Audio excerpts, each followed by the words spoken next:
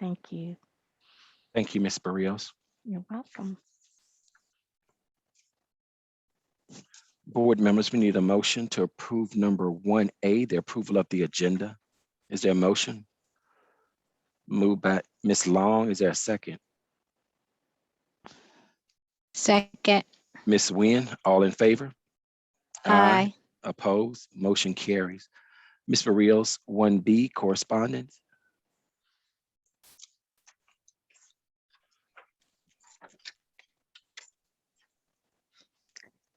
We have a letter from Ms. Patricia D. Cross, the PEA president, and it reads, addressed to Mr. Kenneth Pritchett and the Petersburg City Public School Board members. On behalf of the Petersburg Education Association, we would like to thank you for allowing the teachers and the staff to have the week of November 22nd through 26th, 2021 off to include mental health days and the holiday combined. Thank you for your cooperation. Ms. Patricia D. Cross, PEA President. Thank you, Ms. Barrios. You're welcome. We'll move next to our superintendent staff report. 2A, Dr. Petrie Martin. So good evening to everyone, and we are here today to continue a conversation that we started last week, and that was to discuss an alternative to out-of-school suspension program. Ms. Pam Bell will be leading this discussion with us this evening. First of all, we will be going through a truncated PowerPoint presentation regarding what this program could be. And then also what we have done is put together some flow charts that really discuss what happens before the student enters the program, what happens during the program, and then the transition back to their home campus. We thought that these flow charts would be an easier way to see the process that may occur with this particular program. Also, we have included some additional items here for your review, but we will not necessarily go in significant detail, but we have some verbiage that will hopefully go into a brochure for our parents if approved. And then also what we have is a policy regulation in which we have taken all the key elements of this program and put them in a policy format. So we have quite a few documents for you here, but we're going to start with the PowerPoint, Chair. And at this time, I will turn it over to Ms. Bell. Thank you so much. Good evening, Chair Pritchett, Vice Chair Pierce, school board members, and of course, our Madam Superintendent. As Dr. Petrie Martin mentioned, we went through in pretty detailed effort during our last school board meeting. So I will go through quickly just to highlight some of the pieces that we discussed for those who may be tuning in today. And if you have questions along the way, please feel free. As you can see, this is all about our suspension intervention program, and it really is important for us to have an opportunity for our students to be able to have a place to be able to continue to learn, to maintain their attendance, and to continue to really work on strategies for restoration. So our program, we decided to call it NOW 3.0. As you know, with Blandford, we have Blandford 1.0 for students who may be there for a long-term suspension. Blandford 2.0, which that's the program for our students who are overage and undercredited. And then with 3.0, we'll continue that with no opportunity wasted. We want to make sure that even though students make mistakes, we don't want that opportunity to be wasted. So we need to be able to have an opportunity to help them to continue to grow and be their best. Next slide, please. Of course, this is the members on our task force, comprised of staff from Vernon Johns, the high school, as well as our central office team. Next.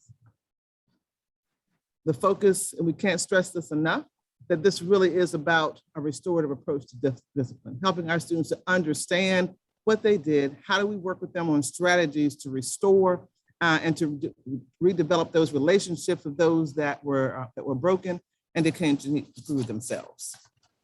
Next slide, please.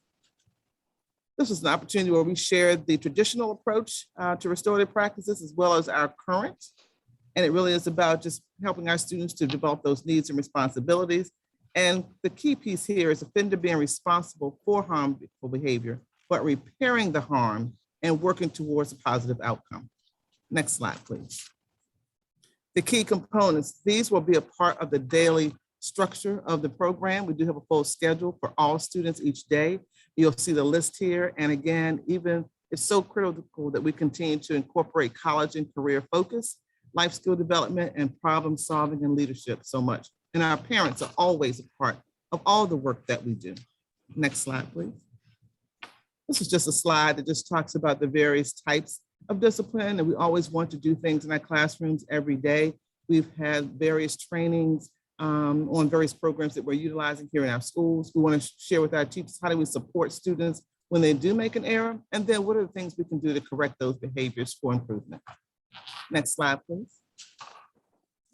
And last week, this was the data that we had as of the week of 10/25 with the number of fights that we had at Vernon Johns, as well as various discipline. I did get additional information to add to this. This is the current, that information came in today. So just looking at the week of November 1st, at Vernon Johns, there were 4, and then this week, as of right now, there's only been 1. So we do see a decline in different things, and we do believe that some of the structures and changes that we put in place have definitely already begun to have an impact. And then next slide, please. The updated data for the high school would be, you've seen the data here for the high school as of the week of October 25th. The week of November 1st, there were 3 incidents that caused suspensions for fights. And this current week, we're blessed to say there have been 0. So a lot of the various things that all schools are doing are really making an impact. We're hoping that will continue. Next slide, please. This shows the schedule.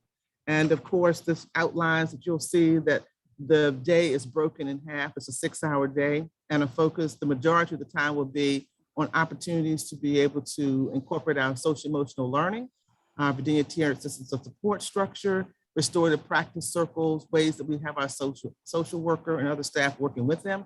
And of course, another half of that day would incorporate opportunity for them to make sure they're catching up on all their schoolwork, as well as doing some career development and focuses on different things that will help them to propel to the next level.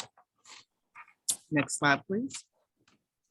This was the admissions eligibility. I would discuss this as well, how students will be referred to the program, and there are set criteria. This program, again, is only for short-term suspension, which is up to 10 days. Anything that a student does that warrants an 11 or more day, that would become a part of a long-term suspension, and there's a different process for that. Admissions procedures. Next slide, please.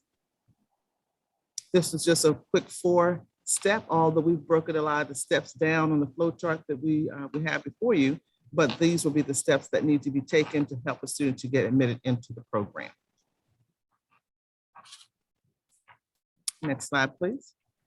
This is just a sample of the entrance form and checklist, just making sure that we had information on hand about their school, the number of their days, their start date, their end date. It's important that we track that information as we work through this process with our students. And it's always great to have a checklist so that everybody's doing this consistently. Next slide.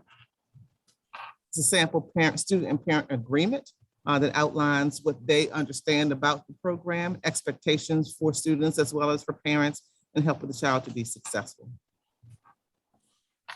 Next slide. A continuum here about the about students and contract information in regards to responsibilities, just to make sure that everyone is on the same page and everyone is clear.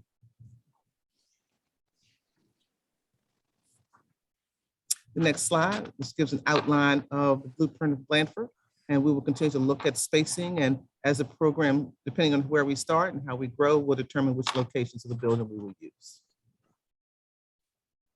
Next slide, please. And then transportation. We have certainly already shored up the transportation process. We've worked with our director of transportation. And so, of course, the primary option for transportation, we always prefer that parents transport if they're able. And if they're not, then we have ways to make sure that our students ride their bus to school. We have a person to meet them upon their arrival at Vernon Johns and at the high school. And then we have processes to make sure that students are with someone until the hub bus picks them up to take them to Blandford. Next slide. This slide just talks about the staffing needs that we have that we believe will be ideal as we continue this program through this year. At least 4 teachers. We'll need 2 for the middle school level and 2 for the high school level, with a maximum of 12 kids per class, just based on the dynamics and the type of things that occur for safety, and also for the ability to do more one-on-one types of activities and lessons with them. That will be critical. And then a social worker is definitely a needed staff person to support some of the additional work, for pull out, for one-to-one, to reach out with parents and do some additional work while the classroom lessons are going on with the facilitators. Next slide. This talks about the transition. Once the students have gone through the program, they have had their mediation along, working very closely with the counselor, with the facilitator and the social worker. There's an exit criteria. So the entire time the students are there, they're on a point system to make sure they're being successful. So they get points for their attendance, the points for their work that they're doing, as well as their involvement and participation in the restorative circles and activities that are provided for them. And of course, that connection, there must be a meeting. So there's a connection to make sure that when students return to school, they have someone that's also considered a coach that will be able to be monitoring them at least for that 30-day period upon return, and then to make sure students are successful. Next slide. This just talks about the budget considerations with the salary range for those positions that we just spoke about. And that would, in a quick review of the presentation, if there are any questions at this time.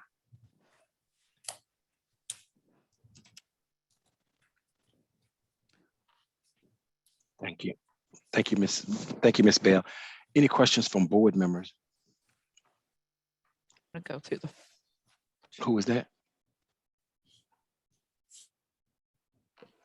Yes, Ms. Bell, when no one else has any questions, I do have one. When I looked at the schedule that you have out there, I'm only seeing 2 hours for academics. Is that true? They'll be there for six hours, but they're only going to receive 2 hours of academics. And so ideally, let me go back to the schedule that I have here too. Yeah. So you will see, and we want to stick to. Can you pull it back up? Mm-hmm. I can't see it. Right.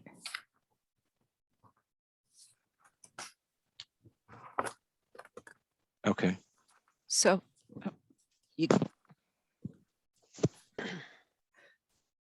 Yes. And Oh.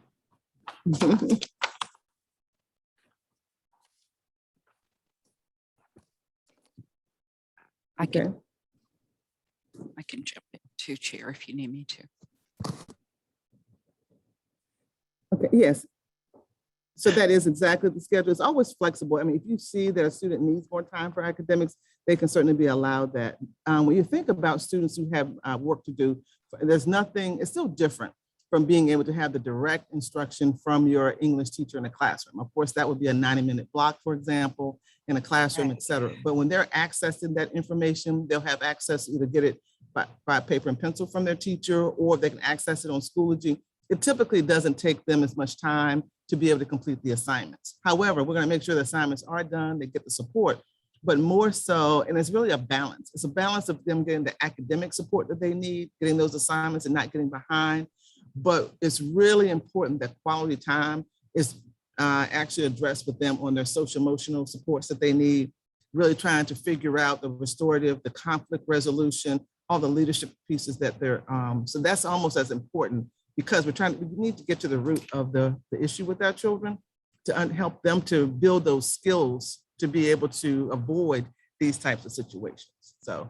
And just to add, if I may, Chair, so the student would still transition with their Chromebook, and they would, oh, you can't hear me. Okay. The student would still transition with their Chromebook, and all of their assignments should be placed in Schoology, which is our learning management system. So when the students are sitting in this program, they will be receiving those assignments just as they would if they were at home with a packet. Does that make sense? So it's ensuring that the kids still get those assignments, even though they're in this program, but it is not intended to be a long-term solution. This is short-term.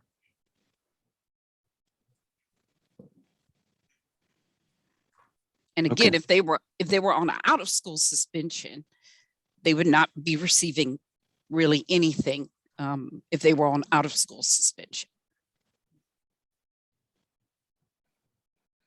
Okay.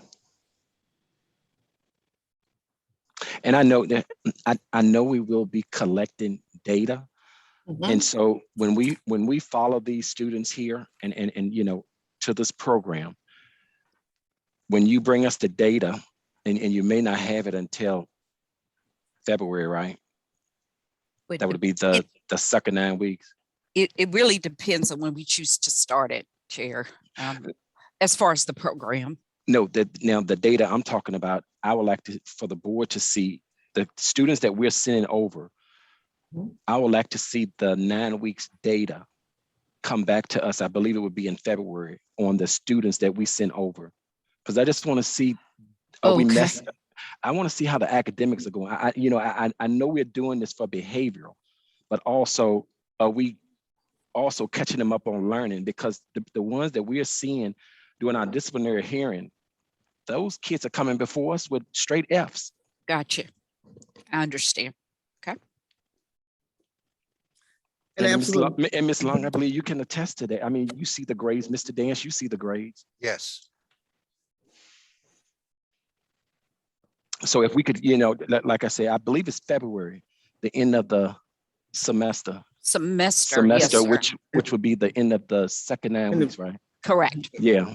So if we could get data on the individuals that we send over, if we could keep up with that and bring it back to us in February, so we Gotcha. could see that we see any difference. I know we probably will see difference in the behavior, but do we see any difference in the academics?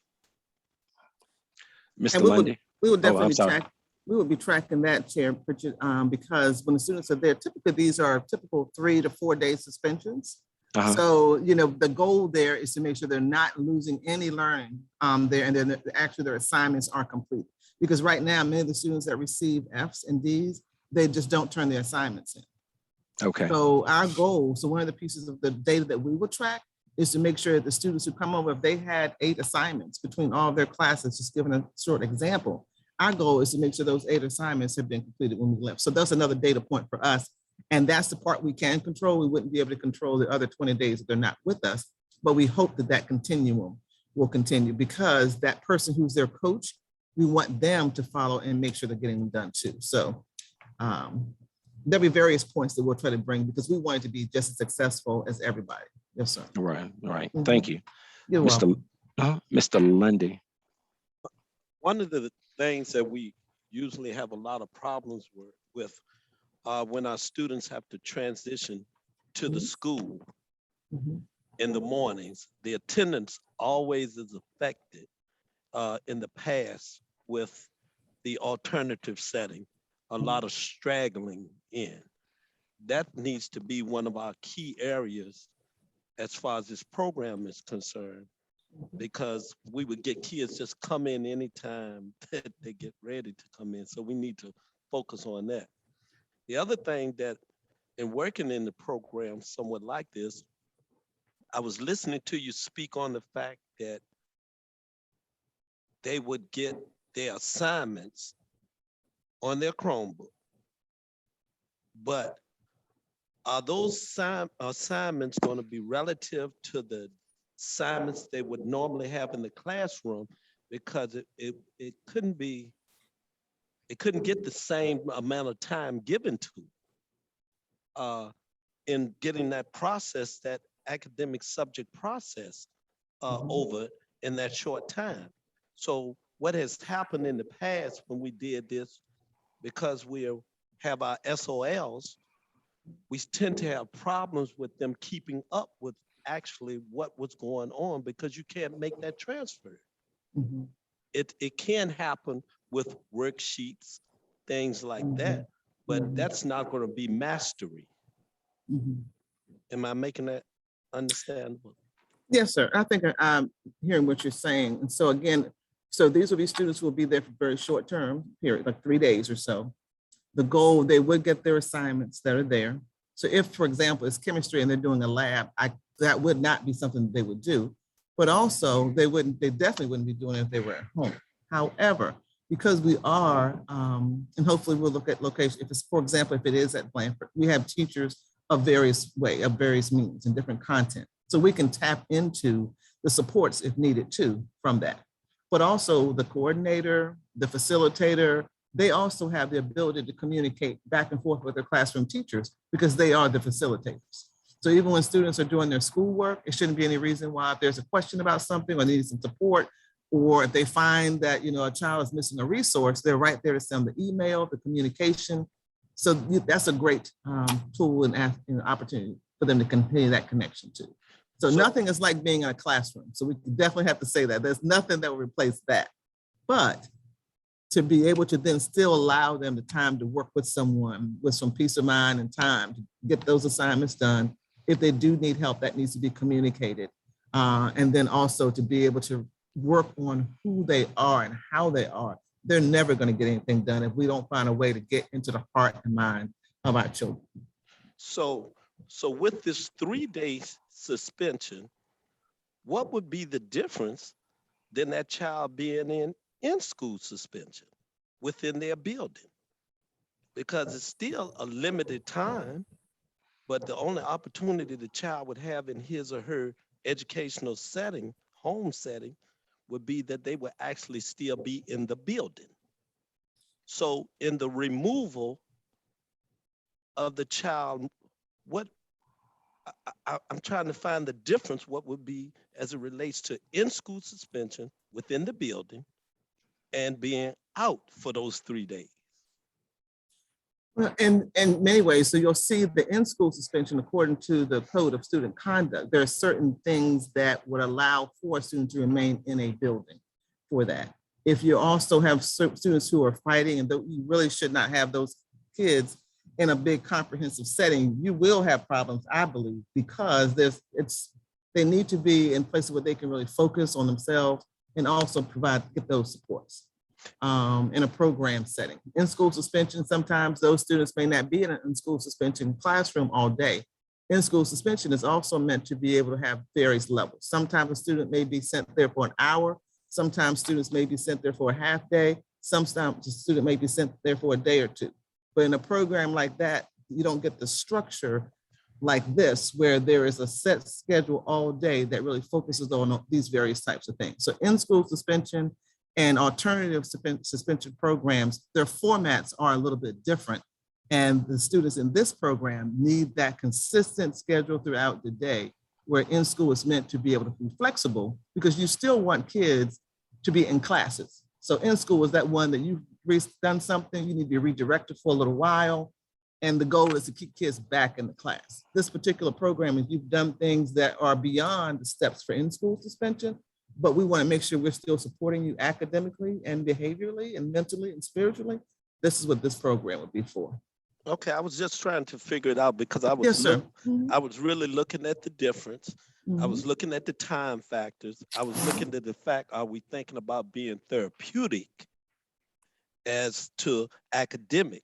Because a lot of our things that we're doing, we're having a lot of therapeutic, we're having a lot of programs, but I'm wondering where we are headed instructional wise. Mhm. And that's why I bring that up. That Yes, sir. instructional piece has to be very strong in this case.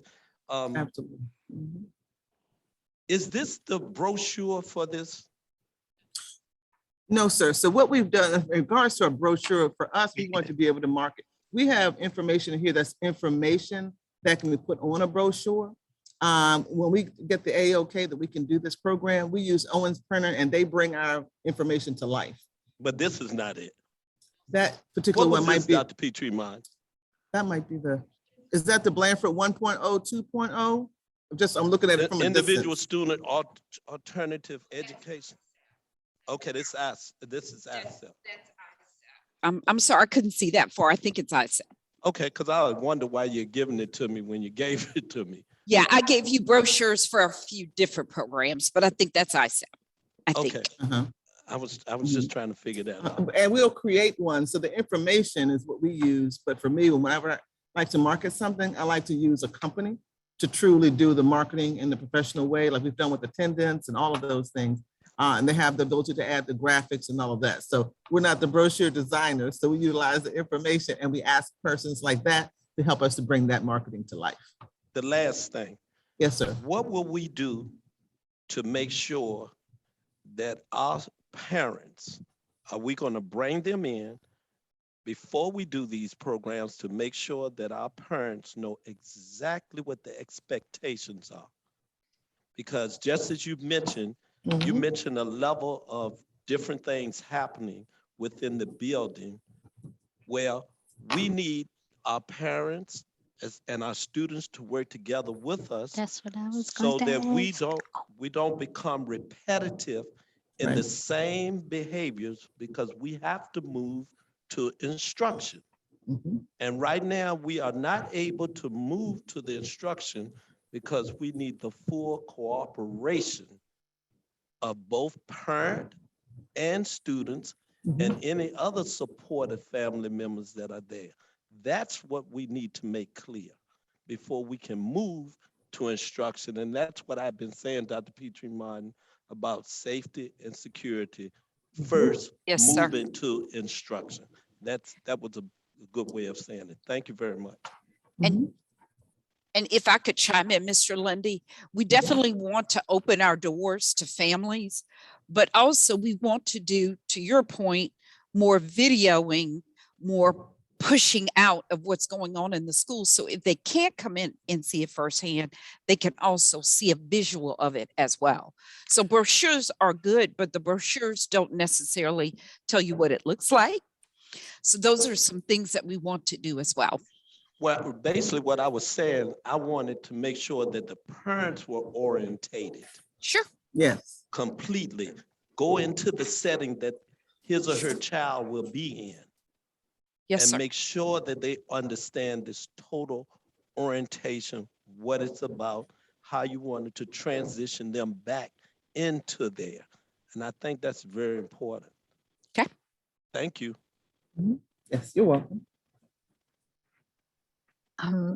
So Chair. Ms. Nguyen?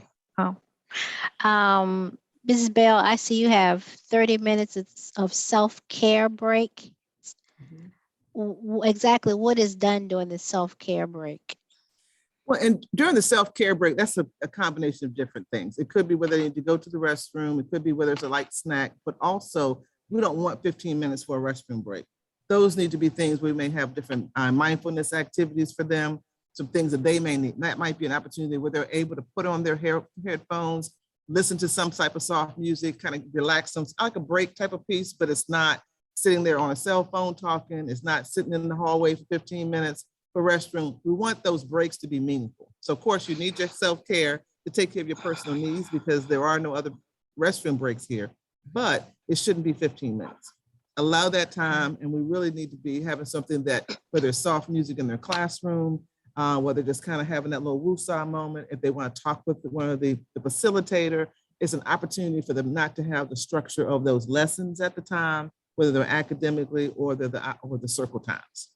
So I'm just careful about language because restroom breaks for kids that they see no meaning, but if we tell them with self-care break, we teach children to be able to have a self-care moment to take care of your needs. Let's wind down, relax, get our minds right, think and process, slow it down for a little bit. And I don't think children get to do that enough. And the more we teach them, we're learning this now as adults, to be honest. And so the more we're able to incorporate these types of things for them, I think it will help them. That was my question number one. My question number two, during this hour with the social worker support, are we, to piggyback off of Mr. Lundy, are we inviting parents in on that? We wouldn't have the parents in the actual classrooms. However, during those times, because the social worker will be doing some pull-out sessions with students, that's also a part of what we're looking at doing with the mediation. So while students are there, say, for example, if there were 2 students who were involved in an altercation, that would be a great time. And we have to look at the temperament and how this is for both students. They could be still in the same building being facilitated by the social worker. The parent can also be either in the room or on the Zoom. Those are the parts that would happen. But again, you can't always guarantee I'm going to put these students together today first day they're in the program, that might not work. They need to do some different things, working with the social worker, their facilitator, to get them to the point that we can have that mediation, because that has to be held. Without bringing the kids together who have the situation against each other, then the program would be for naught. So you have to really look at how best to incorporate those, whether there are 2 or 3 kids together with the social worker, whether it's a one-to-one opportunity with her. But of course, the parents always will be a part of a conversation, whether it's virtually or in person, by the time the students leave. However, if I could add though, if you're on one of the slides earlier, there are times, for example, when students may have an altercation. And as we know with middle school, and Dr. Peter Martin has met with several of our babies, and we ask them, why are you fighting? They have no idea. So there are times, and even as a principal myself, that we were able to mediate and have those, resolve some of the situations with them at the time, although they still had to continue with the situation. But they may actually restore and even have less of the time at the program because they were able to fix that situation together first. So we are looking at various ways to actually help our students, and that would be great. That's the ideal thing. How do you get, if you can mediate, have mediation sessions with them prior to them leaving, great. Many times the situation, they're too heated to have those. So everything is a case-by-case basis with children.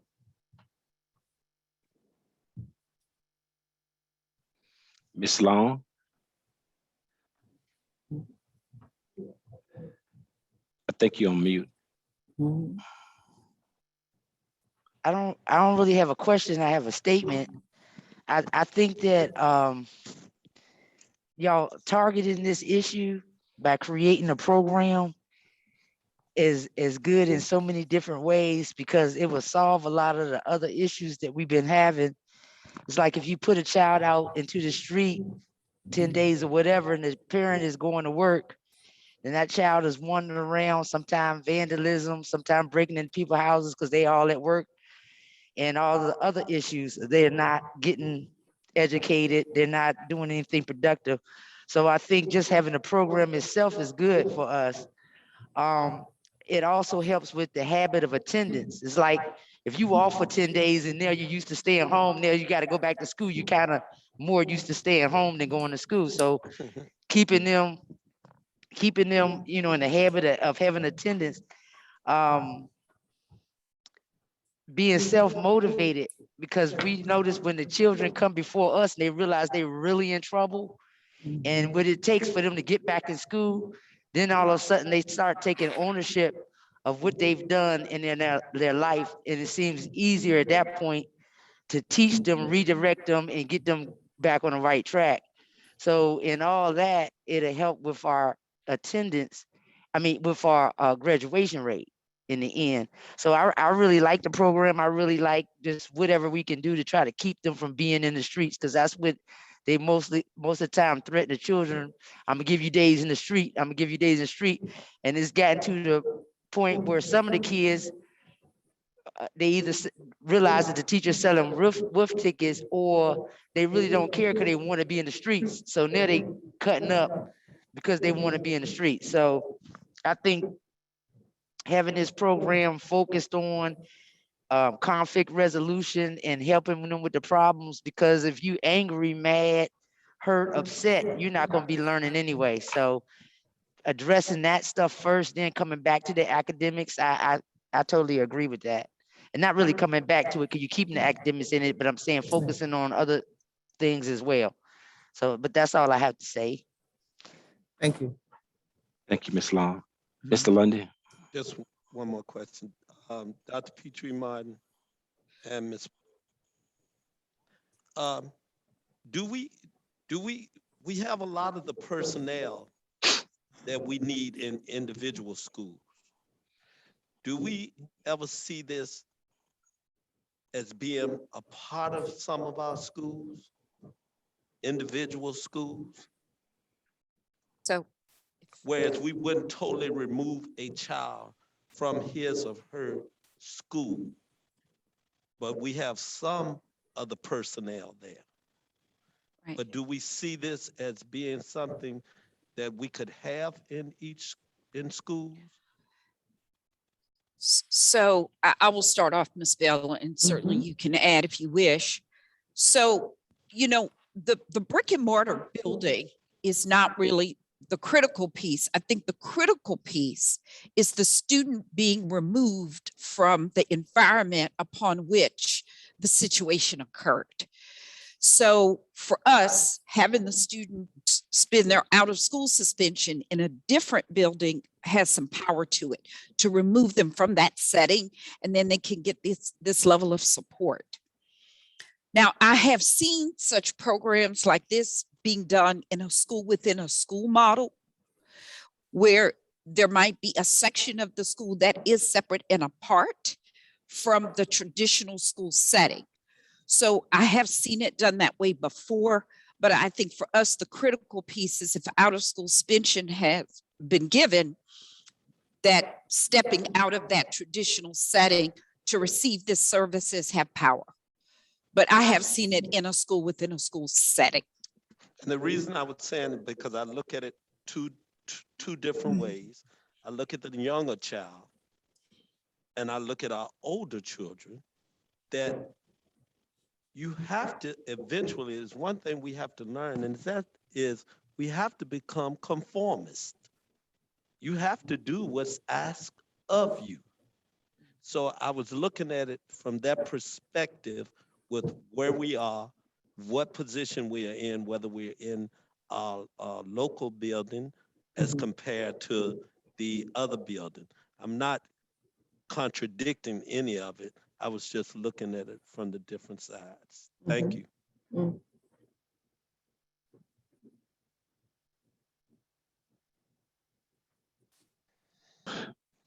So Ms. Bell, I believe you touched on it a little. If, let's say I'm gonna give an example. Let's say it's two high school students who had an altercation and they are recommending that they both go to the program. How are we going to diffuse the situation when they get there the first day? And that's one of the reasons, Chair Pritchett, that we were asking for 2 classrooms for middle and 2 classrooms for high. Because many times those situations you have is typically one-to-one. That's what, with the 4 facilitators. Yes, sir. 2 would be for middle school, and that's on the slide with the stat, and 2 would be for high school. I'm sorry. That's okay. That's okay. And intentionally for that, just to make sure that they both are able to go, but it will be very difficult to put them in the same classroom, especially if something happened at the end of the day at the school. You know, you went through the whole process with the parents. Ideally, you really shouldn't put them together without having some type of conversation, figure out the temperament of these kids before they're together. So that's why the 2 classrooms for each level are critical. Okay. Yes, sir.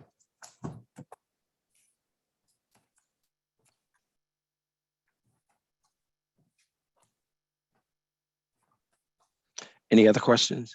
Just one. Mr. Lundy? Ms. Bell, Yes, sir. what are some of your outside resources that you've put together that we will expose these kids to alter some of the problems that they have? And I'm not speaking of social workers, people like that, just some of the other entities that we will use to incite, motivate kids. Have you all, do you all have that together? Because those people should be coming in and out of those buildings frequently. And that's definitely been a conversation with the whole task force as well. So one of the things we've talked about was the speaker series, and that's something just for Blandford as well in general. And we spoke with Ms. Green about that even prior to this program, because we think it's critical. We know that students who are demonstrating various behaviors, and I almost call some of those like give up behaviors. Sometimes they're fighting because they just give up. They don't feel like they're successful academically. Sometimes they don't feel like they're successful just based on what might be happening at home.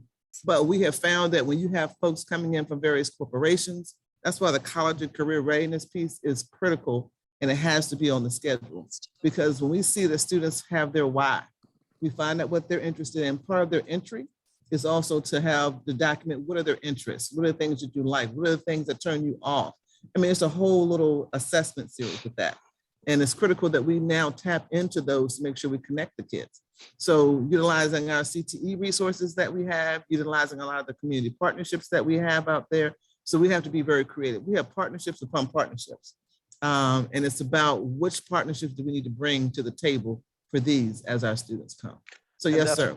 It's not just going to be us that impart knowledge and motivation and inspiration to them. And that's what I was saying, because we're in a because we use the traditional school setting, we no longer have, and I keep reiterating this, the activity periods that we have. We no longer are able to touch and find out from our kids what is it that he or she likes or excites them.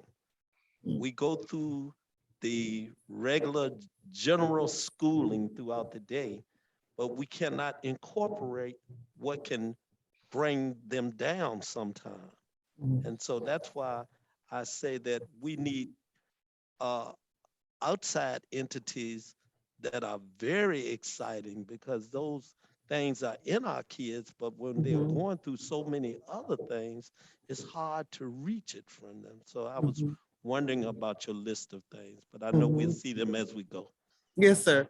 And even like that self-care period, that's a great time for kids to take a few minutes, and even being able to have a little short chess game, and you can incorporate things for them in settings, and they'll learn to be able to take those. But yeah, because I we really got to connect them. Yeah, I really don't want us to water down our kids. It seems like our kids are getting the watered down part of education, not the competitive part, not becoming the strategical thinkers, not becoming, not getting the instructional materials that they need. We're not, it just seems like we're not bridging that gap. and if I can say, I do think we're offering all of those programs. We've got to get to the heart and mind of our kids to receive them the right way, and to help. And that's on. I think our teaching and learning team has done a phenomenal job with different things, materials, alignment. And in my 27 years, I've seen great strides. Our piece is, how do we bridge the gap between that and helping our kids to understand, and having that hope, and I'm motivated to connect it and accept it, and then to them to do. So we really need a lot of work with our babies, truly, heart and soul. We really do, because I can see the academic side is there. I have to say that, yes. And I didn't want you to think that I'm talking about you or your team. I'm talking about higher level educational, educational system, because our kids are not getting everything that they need to move forward. We're just trying to bridge those together to make sure they can. Yes, sir. Thank you. Yes, sir. Anyone else? Okay. Next. So at this time, if we could switch out of the PowerPoint, Mr. Arnold, and go to where it says PCPS Now 3.0 PDF there. So what we have done, and we went ahead and gave you hard copies because it is hard to see the print on the screen. But we went ahead and did flow charts to kind of show what would happen before a student would arrive. And again, these can be changed, but this was to give you some idea of what would happen beforehand, during, and after. So we won't read every single box, but it does give you a good indication. So Ms. Bell. Okay. All right. And they have hard copies of this, Ms. Bell, as well. Okay, perfect, perfect. So this chart, we tried to do a little color coding, especially on the first one, to really help bring home what this is about. So the first chart talks about all the things that happen before the child actually hops on the bus to go anywhere. So for example, a student has an altercation that warrants the opportunity for the student to attend the Now 3.0 program. Of course, the admin will meet with that student. There's always a due process period that we need to understand what happened, who's involved, statements, et cetera. when it is agreed upon that that needs to be the case for the student, that it warrants an out-of-school suspension. So in lieu of that, this is where we will send our students. We would meet with the parent, the admin or the designee would meet with the parent, talk about the requirements. So Mr. Lundy, as you had mentioned, how do we communicate with them? So of course we have the flyers, we'll do different videos, we'll have orientation things, but nothing beats having that one-to-one conversation to make sure the parent is clear on, and that's what the expectations was about, the charts and those things we talked about earlier in the presentation. So they know exactly where the baby's going, what they're going to be receiving, and what it's all about. Yes, sir. And so if the parent, so when we make that call to talk through, if the parent answers, then we let them know, then we need to have the acknowledgement form. They want to, the form that talks about the student going there, the schedule, the details, the contract. We can get that information because we're not going to always have time for the parent to actually be present to do that, but we need to make sure there's contact, that they can acknowledge it through their text, through email. I've got this, they've signed it, etc. If all those things occur, then of course, within the admin, they move forward with their referral form. It has the student's name, the information, and we showed a sample of that in the presentation. That information is then scanned, emailed over to the coordinator at the NOW program to say, hey, you have a student who's coming, this is the student, the bus that they ride, all these details. And all the process ensues from there. The coordinator does his or her part to make sure that the transportation is tight, and to note on that form, it will say whether the parent has agreed to transport the child by car or if the parent would prefer the child be transported by bus. So all that information is there. So the left side talks about if everything is great, yes, we're good, I understand it, I want my child to go, thank you, etc. There will be times on the right side that we make those phone calls and we can't reach anyone. So we're trying to lay out those what if situations here. And so if a parent is not reached, what happens? Then to the right, you'll see that it says we need to send staff out for a home visit. We've got to reach the parent some kind of way. It would not be fair, nor would it be appropriate. For example, a situation to happen very end of the day, student gets an altercation at the bus, and it's a major altercation that warrants them going to this program. We wouldn't expect this child to come back and hop on a bus the next day to go to a program without a parent knowing what's happening. So we would have to do due diligence, between student support, between truancy, the admin team, counselors, whomever, make an effort to reach the parent. Is the parent at work? Can we get a phone call? Something. If a child, and you'll see down here, if the parent is still never contacted, if the parent is not at home, then the student would return to school for the next day because you don't want a child out at home and a parent not know, and then if something happens, that's a whole liability issue. So the student will return to school just like they would at any other time. Right now, if a student has done something and they haven't been able to reach a parent, then no way should a child be at home and a parent not know something has happened that warrants them being there. So that you'll see the situations here down towards the right. And then there are also times where they don't answer, you make those calls, and then if they are contacted, then they follow the blue process like we talked about before. But then you will see in the red, there are those times that no matter what you say, how much you explain it, how much you let them know this is a requirement, a parent would say, well, my child's just not going. There are sometimes we're experiencing that even right now, where parents may not want a child to go to school. If that occurs, and they're like, well, nope, they're not going to the program, what will be our options? The only option at that time would be for the student to officially be considered and receive an out-of-school suspension, which then they will be marked absent for those days for suspension. It affects their attendance. It also affects their permanent record because that suspension is now coded as a suspension on PowerSchool, which impacts students who are applying to colleges, for military, as well as for work. And then we also don't really get to address the issue with the child to help him or her to truly understand through the restorative practice. So this is all of those things prior to the student. This is all about situation, reaching the parent, and making sure that we're beginning the process to get that documentation to the NOW program and transportation set up. So we call that pre-NOW, before you actually get to the facility.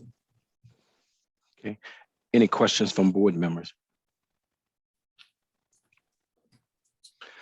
I just have one for Dr. Petrie Martin and for board members. I would caution us and recommend as a board that we remove car we should not be transporting students in a car. Well, There- this is That's the by That's parents' car. parent. Parents' transportation. Yes, sir.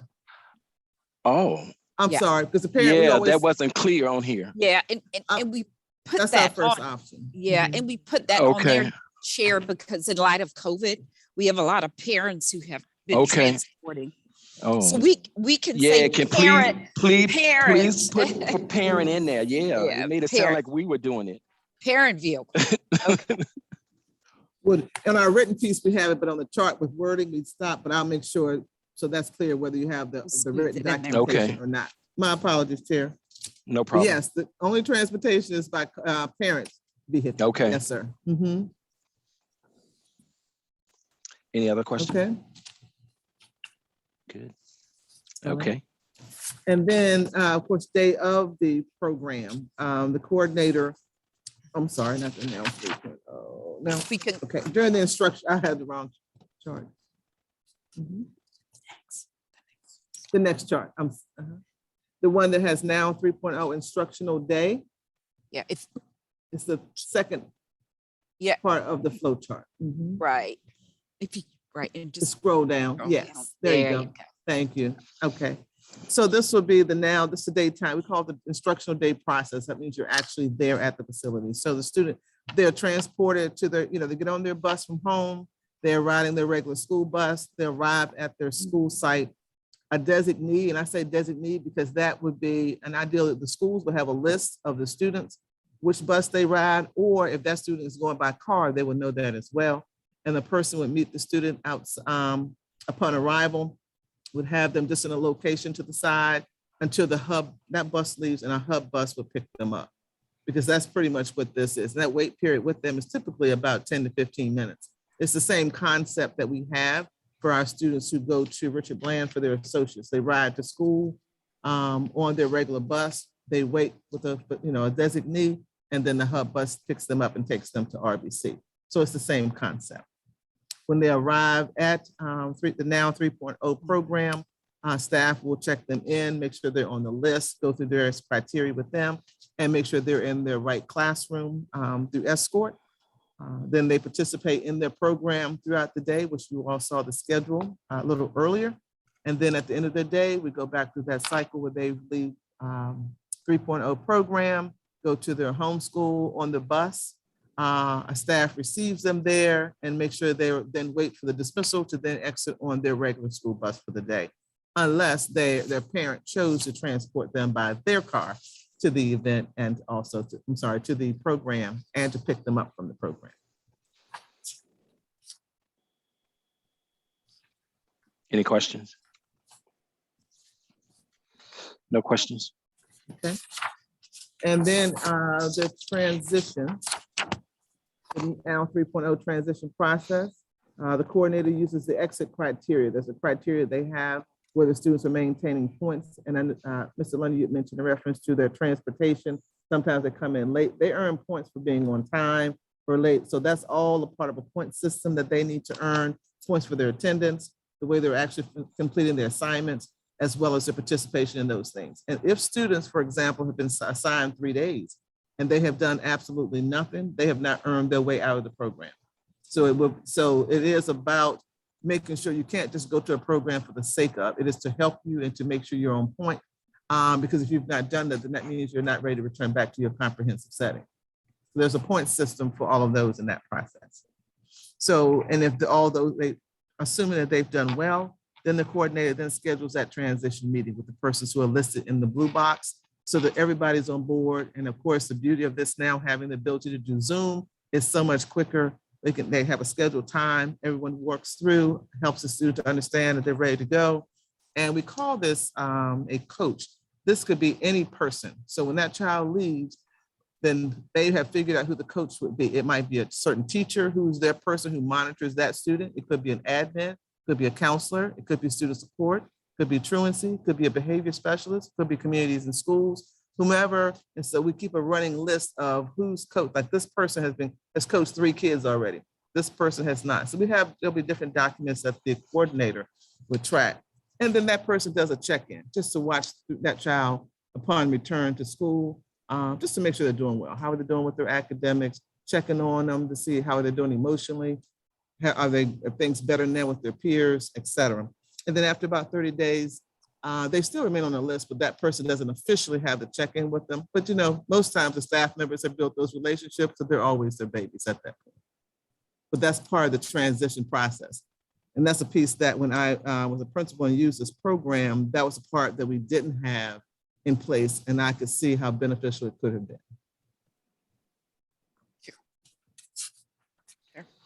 Any other questions? Oh, Dr. Pichron, Mr. Lundy.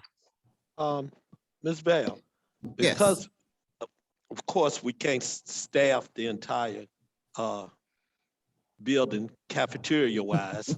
Mhm. And so I was listening to you when you say, if Ricky doesn't do good, then he has to stay a little longer. So how will we be taking care of our lunches with our children? They'll receive their lunches as part of the numbers at Blandford at that location. But who's going to be the coordinator is the person who works directly with the supervisor over the alternative program on a daily basis to make sure those numbers for breakfast and lunch are accountable for those children. Okay. Because So we talked about that in our whole task force. So that was a piece we need to make sure was taken care of. Do we have a great fluctuation of numbers? I'm not sure I'm clear on your question. Not right now, Mr. Lundy, but with this program, I think to your point, there would be, right? Yes. Kids might come in for 3 days and then go back. So I see where you're going. And so we have to have a tighter process for communicating the meals that are needed so Yes. that they are there. So with this, there would be that fluctuation. So currently at the alternative school at Blandford Academy, we have one person in the cafeteria, is that correct? Or two persons in the cafeteria? Yes, right now, I think we have the one, and what happens is food is transported. So Right. that's why that communication piece is so critical. Gotcha. Thank you. Thank you both. And we met with Ms. Green in this discussion, and she shared with us how it worked, and that's how we took that process to have that to continue, because she communicates with Ms. Stokes and the food services staff quite often. Right, and Yes, sir. I'm in full agreement with that. I was just thinking about, because I've worked in that setting, I was thinking about some changes that we might have coming. And so that's why I was wondering about that. I understand. Yes, sir. Okay. Okay.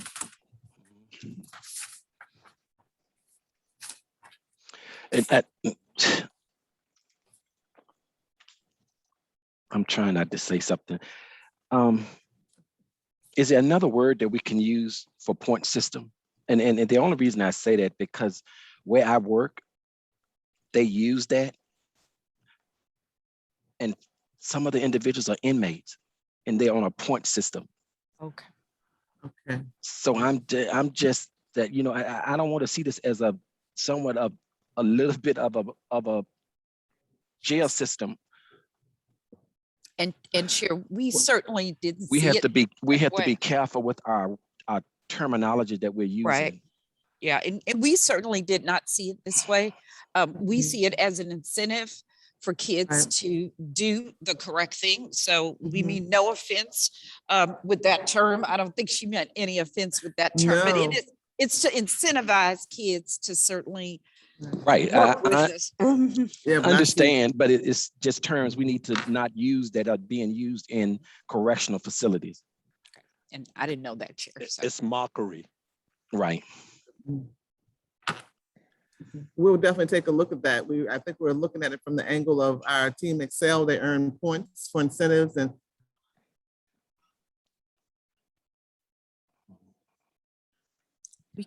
Can't hear you.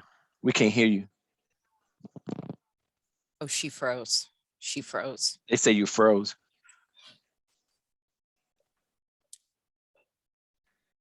No. Things like that in a positive. Students earn points and bucks, so to speak, and they're in.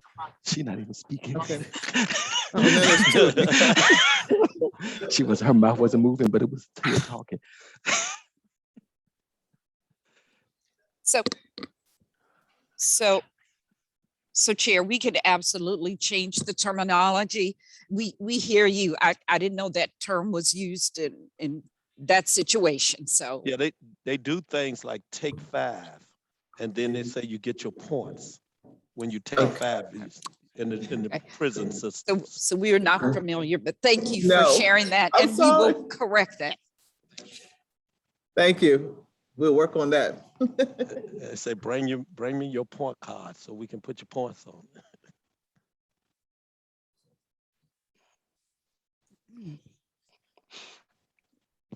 Any other questions? Okay. Next, Ms. Bell. I think it's the regulations that's left, right? That's Just the it. regulation. Did we go over the regulation? No, sir, that would be next. And so that is it for the flow charts. And then, of course, if we could pull up the regulation. And with this document, it coincides in a different way with the flow chart. However, it just talks about that the school board authorizes superintendent's designee to require students for certain disciplinary profiles to attend an alternative ed program. And then, of course, it breaks it down by the procedure for placements due to short term. And as you'll see here, it talks about the processes here. So we kind of gave more specifics, not as detailed as the flow chart, but the overarching that the admin has a referral process. They must meet with the parents and the students. The documents must be signed and sent over to the program. The coordinator receives those documents with necessary information. And then it talks about how the students are transported to and from the program, et cetera. And that students, and it was key for us to make sure in the policy is that the students who attend this program are marked present for the day. They receive credit for their schoolwork that's completed, and that they will not have the out of school suspension on their permanent record, which are 3 huge benefits for our children, so they can continue to the next level with college, military, and workforce. And the second page of the policy just really outlines the procedures in a general sense for transitioning back to the homeschool, which we talked quite a bit about through the flow chart. And then here, the piece we just mentioned, that students who may have repetitive behaviors in certain ways, that 3.0 might not be the program for them. We might then need to move to the next tier, which might be 1.0, which is a longer period of time for them to be able to get additional supports, because they may just be struggling for various reasons. Any questions from board members? Can you give us a little bit more detail on the part or role that the communities and schools will play? Because we don't hear much about them. Okay. And with communities and schools, one of the roles we talked about certainly would be that they would serve as a coach. And when a student, because we have them in our schools, and they've always been one of our key partners, no matter what we do. Whatever we're doing through the family engagement, student support side, a lot of times we piggyback and partner quite a bit. Also with this, they will be instrumental in helping us to have some of the individuals through the speaker series and the resources that we talked about, try to tap into the program. They have a plethora of resources, and they utilize those resources very well in partnership with the work that we do. So we didn't specify CIS or student support or anyone, but all of those groups that we have the ability to tap into will be very instrumental in this process, and we enjoy our partnership with them very much. Okay. And do you have a student support specialist assigned to Blandford? We do not. We have one in every location other than that particular school. But of course, with the supports we're going to be having from the social worker and all the others, we can tap into the resources at any time. Okay. And actually, sometimes our student support, they support each other. So if there's a need there, then the student support staff, they are always down on the spot and say, we'll do this with Blandford and what have you. So that's how that works, and we love that just the open partnership and teamwork that they have. Okay. And how many behavior specialists do we have? At Blandford, I guess for the or division. just total? Four, I want to say. We have one at Blandford who shares Blandford High School. We have Ms. White. We have a young man who just left. So it's four. We have four behavior specialists for the division who share responsibilities in different schools. Okay. Mhm. Any other questions? All right. Thank you. Mhm.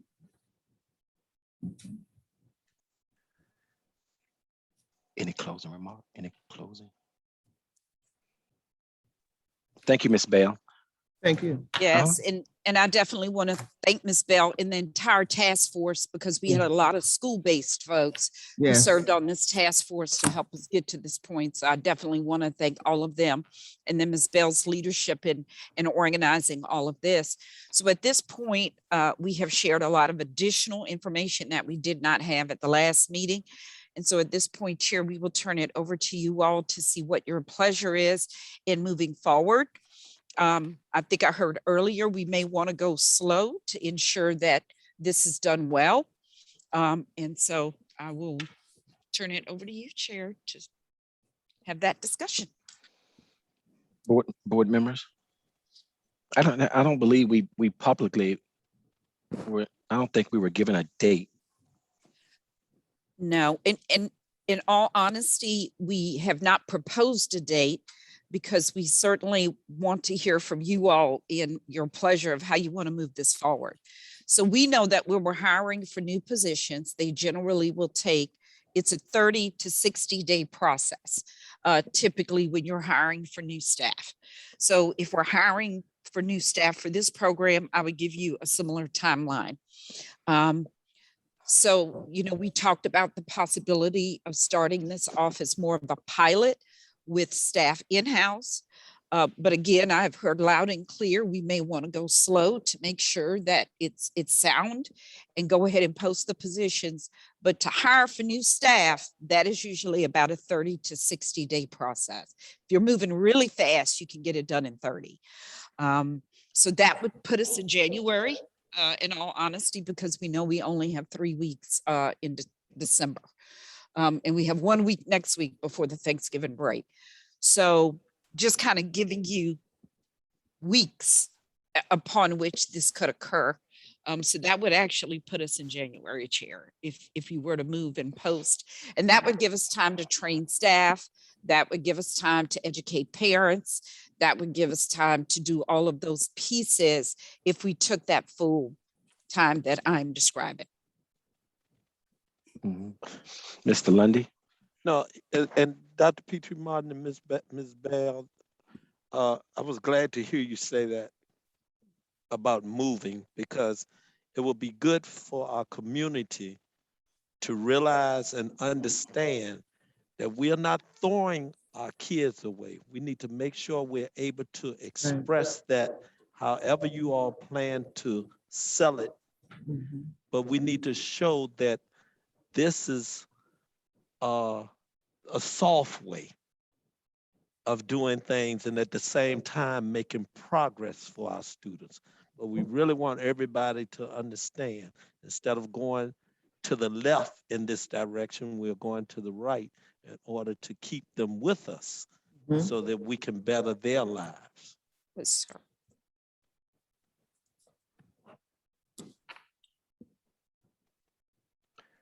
Ms. Long? Ms. Long, you're on mute. Okay, I have one more statement. When you mentioned that we hire out to another marketing company so they can be big, and we have, if we can teach our marketing and business students to do that, is not like a different program for a big business versus us. So anything that a big business can do, our students can do with the right programs on their computer.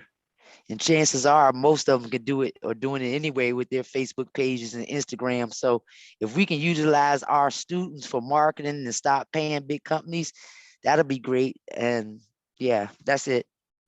Use our students. Thanks. All right. Anyone else? Okay.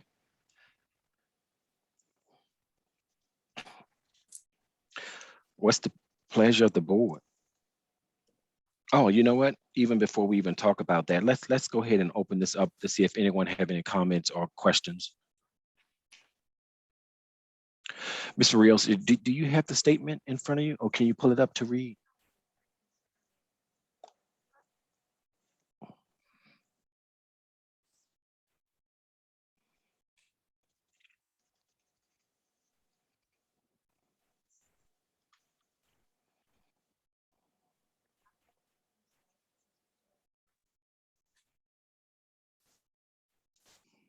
I'm trying to see if I have a way to come out since Mr. Arnold is handling the screen. I need to find out if I can come out of this and into board docs myself. I certainly could do that. Is there a way to do that, Mr. Arnold? Hit So that escape. yes, just come out. Do I need to just leave this and then go back into the meeting? Mm-mm. I can't hear you. I'm sorry.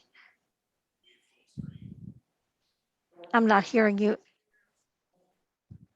I'm sorry, sir. I'm sorry, Mr. Pritchett. You have an old one, Miss Long? She has an old agenda. Oh, you have an old one? Oh, thank you. She's got an old one, Mr. Arnold. That's helpful.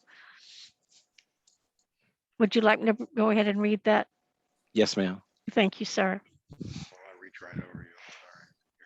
In accordance with BDDH, public participation at school board meetings, the public will have an opportunity for public comment. Citizens are invited to address the school board on matters of public concern about the school division. Speaker forms are available prior to the start of the meeting.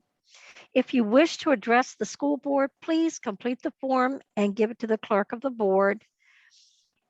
Each individual will have 3 minutes to speak. Speakers may not yield their time to another.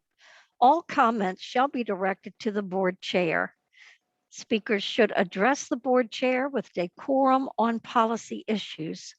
Speakers comment on individuals at their own risk of violating confidentiality laws and or defaming the subjects of their comments. Neither the board chair, superintendent, nor the school administration will respond publicly to any comments by speakers about individuals. The audience is asked to be respectful of all speakers. Public comment is the school board's opportunity to listen to the speaker. Since their purpose is to hear from you, the board will not engage in dialogue with the audience or whomever is at the podium. Matters requiring a response will be directed to the superintendent for research and response. The superintendent may report back on such matters at a subsequent business meeting as appropriate.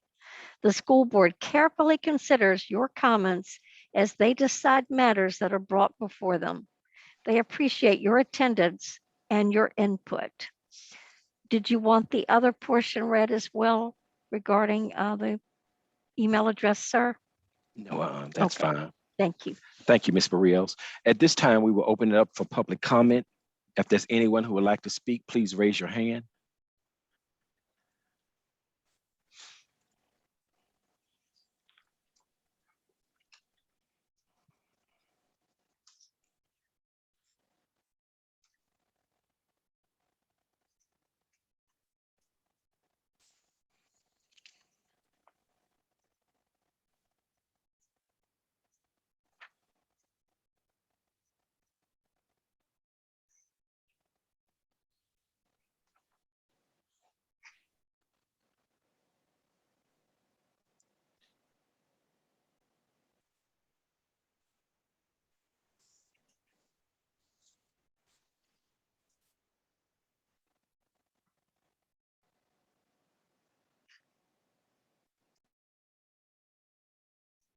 Okay, we're not seeing anyone. We'll come back now to the board.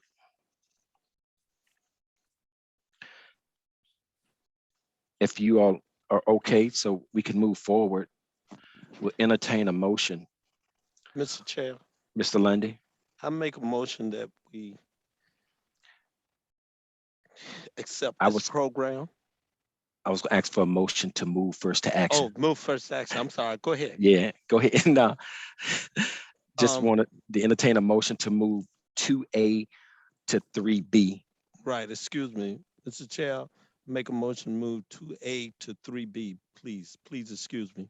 Okay, is there a second? Second. Mr. Dance. Motion made by Mr. Lundy, second by Mr. Dance. All in favor? Aye. Aye. Opposed? Motion carries. Now we will come to our action item. Our action item 3B, Alternative to Suspension Intervention Program 3.0. Is there a motion to be made? Ms. Long? So move. To accept? I accept. Okay. Yes. Motion made by Ms. Long to accept. Is there a second? Second. Ms. Nguyen, all in favor? Aye. Opposed? Motion carries. Thank you.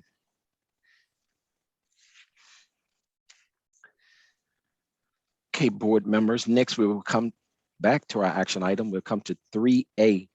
3A is selection of school board representation for our budget advisory committee. I heard, I checked with Mr. Dance and Mr. Lundy did give me a call. Mr. Dance and Mr. Lundy would like to serve as our board representatives on the budget advisory committee. Need a motion to accept. Moved by Ms. Long. Is there a second? Second by Ms. Nguyen. All in favor? Aye. Opposed? Motion carries. Thank you. And Dr. Petrie Martin, she will, whoever sends that out, you'll be adding them to the list for the meetings. Thank you. Okay, number 4, our announcements.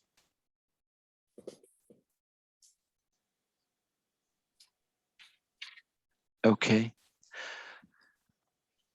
Ms. Long, you're familiar? Yes, on Tuesday, November the 16th, we'll have another student disciplinary hearing at 5:30 p.m.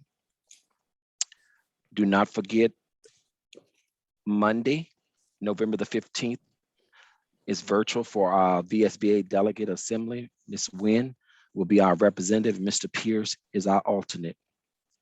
And also remember, our annual VSBA convention is from November the 17th until the 19th. And also during the week of November the 22nd through the 26th, our school division will be closed. All offices will be closed for Thanksgiving and mental health days to our staff and students. Ask that everyone enjoy their Thanksgiving, get your rest, turn your cell phones off, and enjoy your family. I will not be texting the superintendent. I'm serious. That is it. Also on December the 6th at 6:00 p.m., we'll be having a joint meeting with City Council, and it will be here at Petersburg High School at 6:00 p.m. on December the 6th. And we will provide the link for Zoom as well, but you're also welcome to attend the meeting, but your mask is required. That is it. Anyone with any other announcements? Okay. Mr. Pritchett, if I may, Mr. Chair, just for Yes. my own clarity with regard to the action of the board on 3.0, does that action include the regulation as part it's- of it, correct? Yes, we moved everything under that, everything that was listed, we approved everything that she gave us. Thank you so much. Just want to be sure. Okay. Is there a motion to adjourn? Moved by Ms. Long. Is there a second? Second. Ms. Nguyen, all in favor? Aye. Opposed? Motion carries. As I said, everyone have a wonderful and safe holiday. If we do not see you, make sure to get your rest, and we'll see you at the end of November, maybe. All right. Good Yeah. night, everyone. Good night.